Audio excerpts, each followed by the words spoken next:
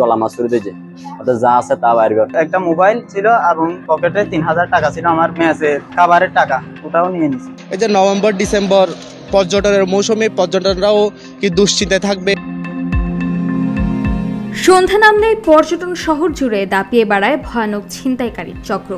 রাত গভীর হওয়ার সাথে সাথে ছিনতাইকারীদের স্বর্গরাজ্যে পরিণত হয় পর্যটন নগরী। ব্যস্ততম এই শহর এখন অনিরাপদ শহরে পরিণত হয়েছে।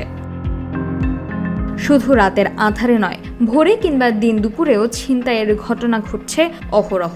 অস্ত্র ঠেকিয়ে ছিনতাইয়ের ঘটনায় বাড়ছে উদ্বেগ, ঘটছে প্রাণহানিও। ছিনতাইয়ের কবলে পড়ে অস্ত্রের আঘাতে আহতের সংখ্যাও নেহাতি কম নয়। আজকে সকাল 8টায় আমাদের মাদ্রাসায় যাওয়ার সময় পিটিআই স্কুলের সামনে ওরা আমাকে ধরছে। ওরা আগে থেকে আমি আসবো বলে এটা উঠতে ছিল, ওরা উঠতে থাকছিল।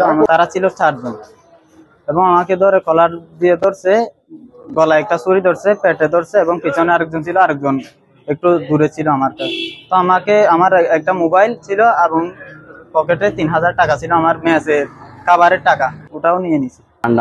রাস্তা মাতারিন দিয়ে বিরেছেন আমার দিয়ে 3 জনই তারা মোটরসাইকেল সামনে তারপর আমার গলা মাছ করে দিয়েছে, যা আছে তা বাইর কর। তার মতন ওকে মোবাইল আসছিল আর 8000 টাকা ছিল মানিবের মাঝে। তারপর দিন ইন লালাই দিয়ে তারা বাইক লিয়ে আবার গিয়ে শহরের বাস টার্মিনাল এলাকা, জেল গেট এলাকা, লাইট হাউস, সৈকত পাড়া, কটেজ জোন, পাহাড় ছড়া, মুক্তিযোদ্ধা মোড়, সুগন্ধা, সেগাল পয়েন্ট, বালিকা মাদ্রাসা পয়েন্ট, কবিতা চত্বর, শেবল point, circuit house road, Burmese market, গোলদিঘির পাড়, এছাড়া বৈল্যাপাড়া, শিকদার মহল, খুরুশকুল রাস্তার মাথা, রুমালিয়ার ছড়া কবরস্থান রোড, টেকনাইফ পাহাড়, এবিসি ঘোনা, শিকদার বাজার, গরুহালদা পাড়া, আলীর জাহাল বিজিবি ক্যাম্প থেকে বাস টার্মিনাল পয়েন্টে ছিনতাইকারীরা বেশি উৎপাত করে। স্থানীয়রা জানায়, গত 5ই আগস্টের পর থেকে পুলিশের কার্যক্রমে ভাটা পড়ে, যার কারণে ছিনতাইয়ের ঘটনা বাড়ছে। ছিনতাইকারীদের কবলে পড়ছে পর্যটক এবং স্থানীয়রা। গত 5 আগস্টের সরকার পতনের পর থেকে প্রশাসনের অতৎপরতার কারণে এই যে টার্মিনাল থেকে বিজিবি ক্যাম্প পর্যন্ত এলাকায় ছিনতাইকারীর তৎপরতা বেড়ে গেছে।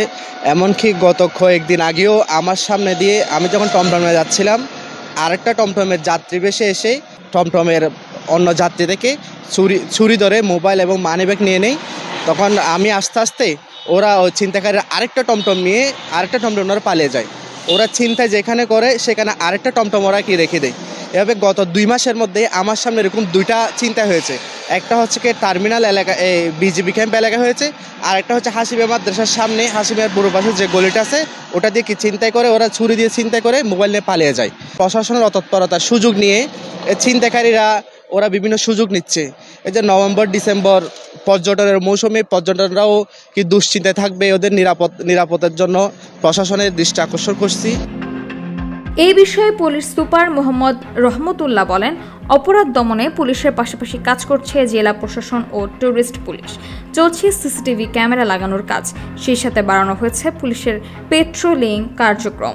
পর্যটন যে স্পটগুলোতে আবার পুলিশের সহযোগী হিসেবে tourist police, beach management committee তাদেরও কিছু বিচ সিকিউরিটি কাজ করে। আর আমরা যেটা করেছি, আমরা সিসি ক্যামেরা, পুরো শহরটা একটা সিসি ক্যামেরার আওতায় ছিল। এখন বেশ কিছু সিসি ক্যামেরা বিগত সময় নষ্ট হয়ে গেছে। আমরা এটা চেষ্টা করছি, অলরেডি এই বিষয়ে আমরা জেলা প্রশাসককে একটা প্রস্তাবও দিয়েছি। এটা যদি হয়ে যায় তাহলে এই ক্ষেত্রে কিছুটা উন্নতি হবে।